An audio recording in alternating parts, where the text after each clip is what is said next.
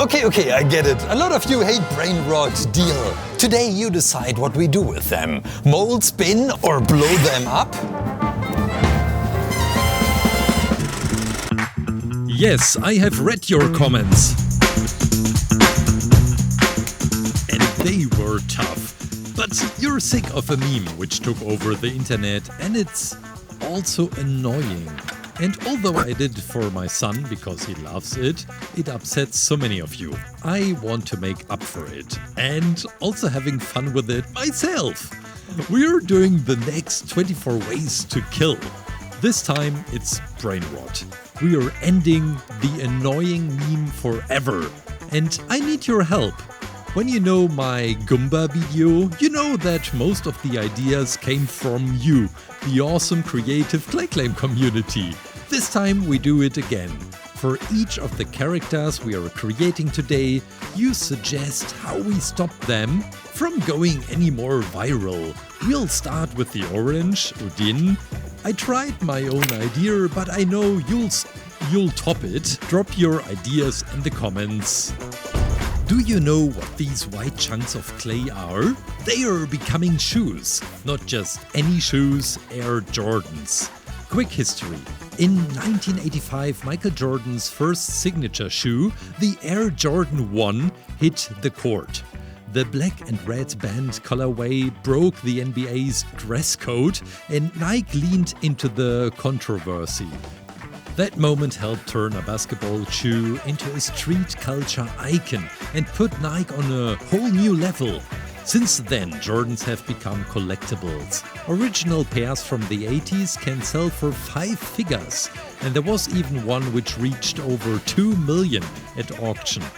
Even if they still smell like game day socks? I doubt that. Back to the build, these are the classic AG1 Chicago. Let me just finish the logo, and these are the Air Jordans as clay miniatures. While I am finishing the orange, you may have some crazy ideas how we could defeat Udin Din Dun. Brain rot is unique and totally AI driven. But I still love characters made by people with personality baked in. I grew up with Disney, DuckTales, Mickey Mouse, my forever heroes. So I can honestly tell you I'm really proud that this video is sponsored by Gameloft and their latest Disney game. But for now, we need a face for our Udin Din Dun. Looks so stupid. When I squeeze him really hard, he is sweating. For real. Is it possible to use a real orange for a clay Udin Din Dun sculpture? Let's find out. We paint the face right onto the peel. Then bulk him up with polymer clay muscles. The ultimate citrus gym bro. He looks really unstoppable. Well, there is one disadvantage.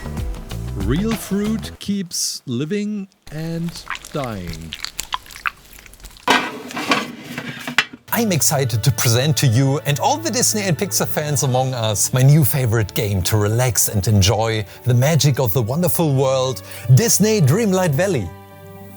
The moment I jumped in, Merlin welcomed me to his magical but troubled valley. Night thorns have spread everywhere, causing Disney and Pixar characters to forget a lot of memories. Mickey doesn't even remember how Minnie disappeared. It's up to you to bring them together again and bring the magic back. It's honestly one of the most heartfelt game experiences I've had in years. Disney Dreamlight Valley is packed with quests, tons of collectibles and creative customization.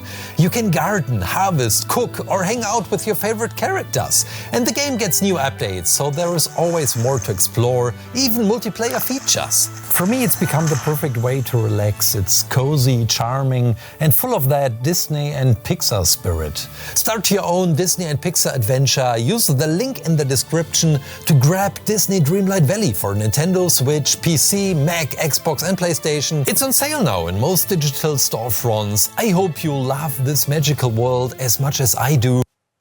And thanks again to Gameloft for sponsoring this video. We are continuing and building Boneca Ambalabu.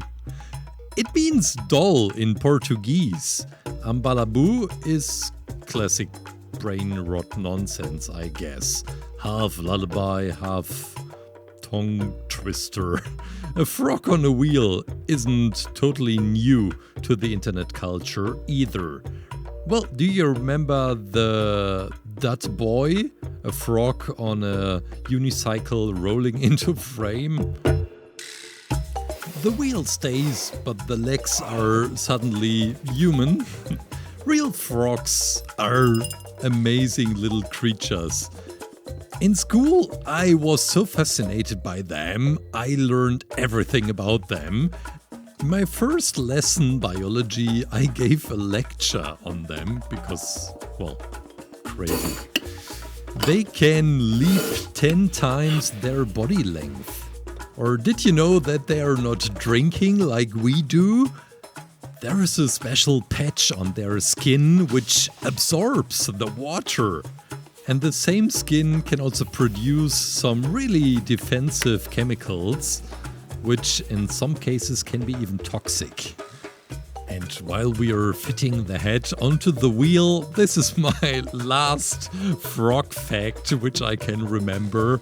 They're pressing their eyes inside the skull to help to swallow. That's so crazy. So with the pointing tool we add the beautiful texture to the lower side of the head. And again the question, how would you like to see Boneca Ambalabu killed? Can a painted human leg become a wheel? Watch this. Tiny brush strokes for the hair follicles, then some bone breaking with a scalpel, and we're ready to glue them onto the wheel. I bet these human legs are pretty fast in running away. Could human legs actually make a frog faster? This is pure speculation, but also throwing in this wheel? It is getting some rolling momentum. On a wheel, a single push becomes a glide. And, well, it's perfect for a brain rot that never gets tired. Until we spin him too hard. That's a great idea. We should actually keep this in mind as a killing method. There is one crafting step which brings your clay creations to life. And it's not the transparent polish, although it looks awesome. It's also not crazy mechanisms and Lego pieces, and it's even not tools.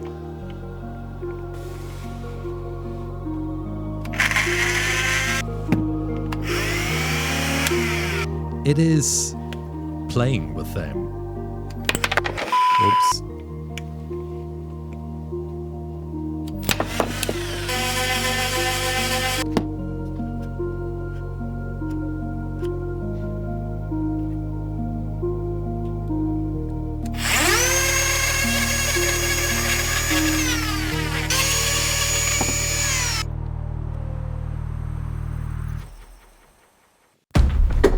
World War II bomber, half swamp predator. It looks ridiculous and weirdly perfect. This creature is a beautiful nod and reference to the B-17 Flying Fortress bomber.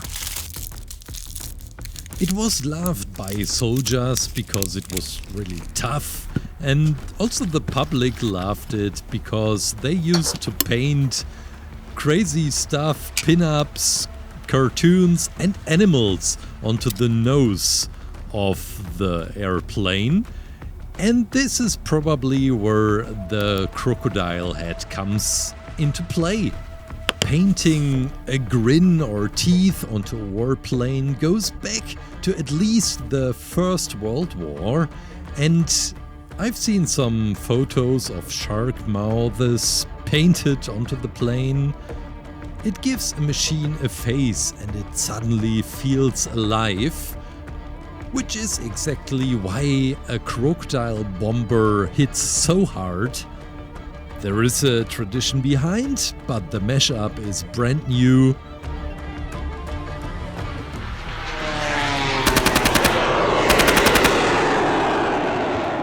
ambition is to create all of it with clay, even the propellers, and they should be movable and rotatable. I try to create this with some needles which I stick inside as a joint, and later on we will create the propellers itself. Before we switch over to the animal head, we are creating the cockpit. This characteristic greenhouse cockpit with the metallic rods, and we are also adding the radial engines. Does it make sense to mix metal together with green for a crocodile skin? Crocs are living tanks. They've got little bony plates under their skin, which gives them a natural armor. On the upper head, they've got the nostrils and eyes, and they sit really high, so they can lurk with almost the entire head underwater. See those tiny marks which I am creating along the crocodile's mouth? They're like super feelers. Crocodiles can sense little waves in the water. When food swims by, if our bomber had those, it could feel other planes. And while adding the teeth, crocodiles chop really hard. But the muscles that open their jaw are really weak. That's why you see in some movies strong tape around a crocodile's mouth to keep it shut. Don't try that in real life. So, for our plane, one small zip tie could stop the nose from biting the crew. Huh.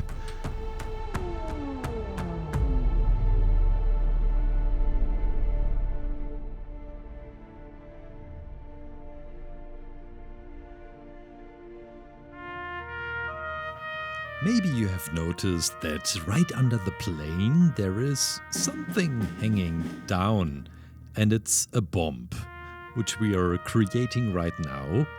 I will attach it later on with a string. And you may have noticed we built the fuselage hollow. That's because this character, he just begs for an effect shot. We can either fill it with a firecracker and then fully controlled outdoor boom for a future 24 ways to kill Brainrot, or you have a different idea. Either way, I'm looking forward to read your crazy ideas down in the comments, and I can't wait to start the fight against Brainrot.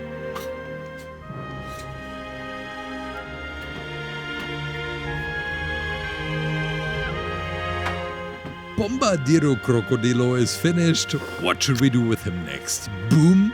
Or something even crazier? Drop your ideas in the comments. Huge thanks to GameLove for sponsoring this video, and to everyone who hates Brainrot, I hear you. I'll make up for it in the next video, I promise. Take care.